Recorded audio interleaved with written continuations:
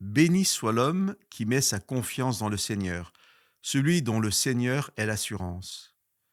Il est comme un arbre planté près des eaux qui étend ses racines vers le cours d'eau. Il ne voit pas venir la chaleur, et son feuillage reste verdoyant. Dans l'année de la sécheresse, il est sans inquiétude et il ne cesse de porter du fruit.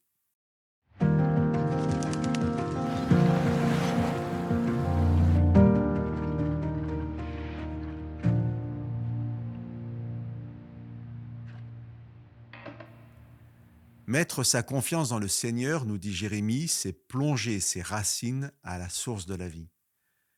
Dans l'évangile de Luc, les disciples demandent à Jésus de leur apprendre à prier. Je vous lis le verset 2 du chapitre 11 de l'évangile de Luc.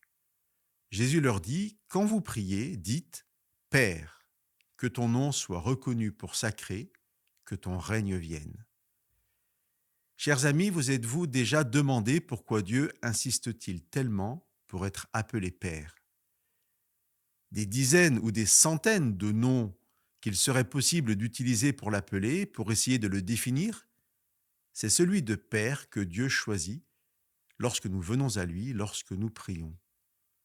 C'est même plus généralement l'image du parent que Dieu aime à utiliser pour signifier le regard d'amour qu'il porte sur nous. Une femme oublie-t-elle son nourrisson? N'a-t-elle pas compassion du fils qui est sorti de son ventre? Quand elle l'oublierait, moi je ne t'oublierai pas. Je t'ai gravé dans mes mains. Voilà ce que nous rappelle Dieu au chapitre 47 du livre d'Ésaïe. Chers amis, que nos racines s'étendent vers le cours d'eau, que nos bras se tendent vers notre Père aimant, et qu'il soit en toutes circonstances source de réconfort et de paix. Il veille sur chacun et il ne perd aucun de ses enfants.